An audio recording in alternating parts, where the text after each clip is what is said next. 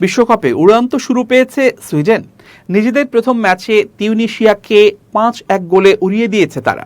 সুইডেনের পক্ষে জোড়া গোল করেন তরুণ মিডফিল্ডার ইয়াসিন আয়ারি। ম্যাচের 7 মিনিটে নিজের প্রথম গোল করেন আয়ারি। এরপর 96 মিনিটে আরেকটি গোল করেন এই তরুণ মিডফিল্ডার। তবে প্রথম গোল দেওয়ার পরও উদযাপন করেননি তিনি, উল্টো গোল দিয়ে সিজদায় লুটিয়ে পড়েন তিনি।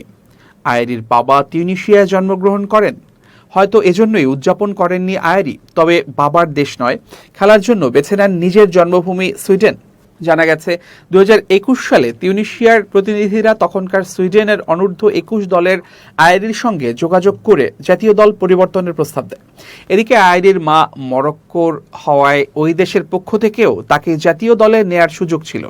2022 সালের বিশ্বকাপে তিউনিশিয়ার প্রতিনিধিত্ব করার সুযোগ প্রত্যাখ্যান করেন আয়ারি। বাবা মায়ের সঙ্গে পরামর্শের পর নিজের জন্মভূমি সুইডেনের প্রতি অনুগত থাকার সিদ্ধান্ত নেন এই মিডফিল্ডার।